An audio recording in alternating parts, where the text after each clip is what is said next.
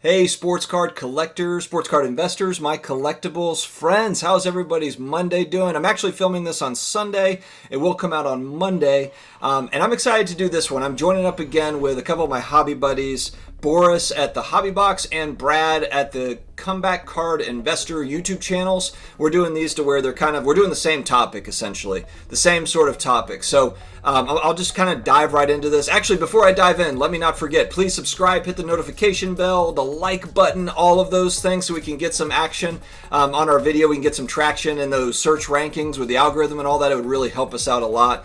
And we come out with daily content. So if you want to be notified, hit that notification bell, hit subscribe, and it'll pop up for you every day. We'll be here. All right, so Brad, Boris, and I, we got together on this topic and thought this would be an interesting one to cover because we've lately kind of covered mistakes that we've made.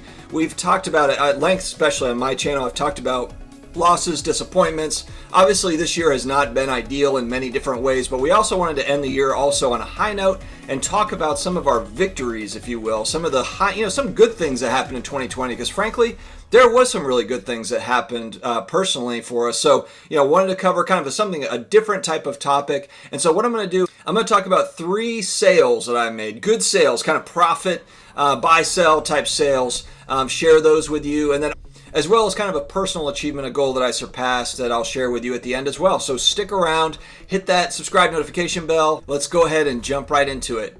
So the first card that I want to talk about is a card that I bought in the first quarter of 2020. I love this card. I hate to see this one go. Actually, all 3 of these cards that I sold, I did not want to see them go. But it just kind of made sense as far as kind of, we talk about it. You have to sell some to buy more, and that's where I am. So that's where all of us are for the most part. I don't have infinite resources, so I do have to sell cards to kind of scale up, if you will. So here's a few of these transactions that we had this year that were good ones. So I bought a 2014 Select Red Prism and a PSA 10. I believe this one was numbered out of 149. Beautiful card too. Beautiful card. I love the Select products, and this is one where it's hobby only Select, and then 2014 was not a high print type set for basketball cards, not like they are today. And then it's Steph. I got it for $70 tax tag title back in, I believe it was March or April. And I ended up selling it right kind of in that July time period where everything was really heating up, July-August time frame. I sold it for $200. And what I'm doing with these sales too is I'm giving on the buy-in, so the $70 includes tax tag title, all of it. The sold price is taking out my sales costs. So that's net. It's $200 after I pay, the fees and everything associated with the sale. So my total profit for this particular card was $130. Not a massive sale by any stretch, but it just shows you kind of where it's all gone. That's a pretty big increase over just really 4 or 5 months.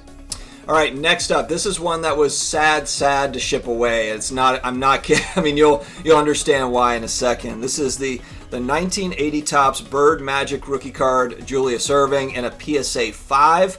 This is one that I had bought in the middle of 2018. I bought this card for $280 out the door with everything, with shipping and tax and everything else.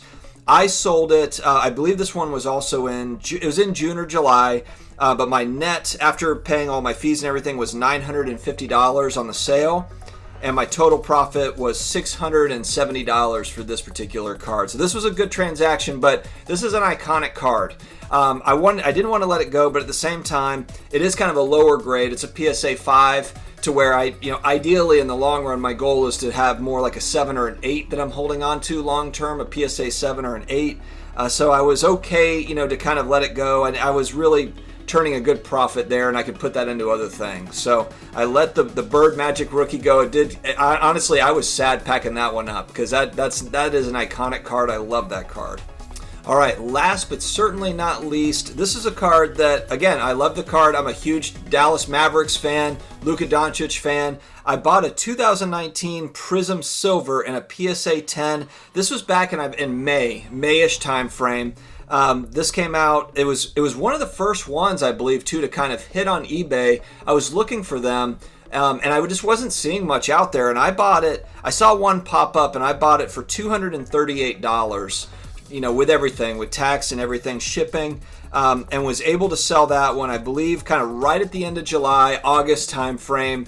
The price was just getting up there. I mean, it was right at, it was over $1,000, and so the net price was $925 is where it ended after I paid all of my, the fees and everything associated, the shipping and stuff. And so that was a profit of $687 on that second year Luka. And I love that card too, but it is second year Luka, and it's also, I'm not crazy about the 2019 Prism design, so I wasn't in love with the card. It's not like that Bird Magic card where I just love looking at it. The 2019 Prism basketball set is just okay for me. I really like the 2018 Prism products. I like the design and just the look of them better than 19. And so that was where I was kind of like, okay, well, I can let that one go for the right price. And then that's, that gave me an extra $687 to put into other things. But yeah, so I was happy with those. Those are a few of the sales that I had in 2020 that I consider to be, good turns, good flips, I guess. I did a lot more buying in 2020 than I did selling, and a lot of my stuff are long-term holds. I have a lot of vintage football. I've got some vintage basketball. So I am flipping cards, but I'm not doing at a huge pace. I'm not, selling a lot. I'm doing some, kind of here and there where it makes sense for me. But I do want to hold a lot of stuff. That's kind of ideally that would be. And when I say long-term, I mean that could mean a couple of years. It could be 5 years. It could be 10 years, just depending on the player, depends on the card. I also like buying kind of, if I really like a player and a card and I really like a price point, I might try to buy 3 or 4 of them. And that way I've got a few, so I've got options. I can hold one for 10 years if I want. I can sell one, and I can sell the other one in a year or whatever. Or I can sell 2 if they get super hot. So I really zero in on, if it's a player and a card and I see a value there, in my mind a value, I'll try to get multiples of it so that I've got options when the time comes to sell. Because it is a good idea to sell. Keep it moving, keep the money moving so that you can buy more stuff. And in a lot of ways you can, I'm okay with making, a 20, 30% profit sometimes if it means I can get into a different card. So it's all just kind of managing that. And that's really a fun part of the hobby, is managing your PC collection, managing your flips, managing your your mid-tier stuff where maybe you're holding for 12 months. You've got little game plans for each. I really like game planning the inventory. That's really, really fun for me. So tell me your thoughts. Tell me what you guys think.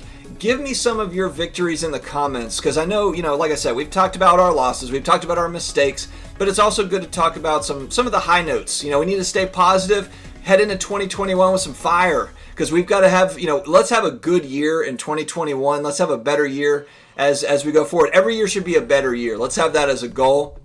So I hope that everyone is staying happy, staying healthy, staying together like we talk about. And guys, like I said, let's get into the discussion. You know how my channel works. I'm a discussion starter here. I'm a conversation starter. I like to mix it up with everybody in the comments. I love just, a big part of what, the last thing that I was going to mention too, as far as victories, accomplishments go, is the YouTube channel goal for me when I started at the end of March. At the end of March, I wanted at the end of this year, at the end of 2020, my goal was to have 1,000 subscribers. That was my goal, and we're sitting now at about 5,500 subscribers and change, roughly. So it's been an amazing ride. I didn't think that it was going to grow as fast as it did, but thank you so much for hanging with me and kind of staying with me on this journey of this sports card journey, collectibles journey that I'm on, personal finance journey, all of it. I love it, and I really appreciate you all. I hope that everyone has an awesome 2021. And let's keep doing this, guys. Let's keep it going. Have a great day.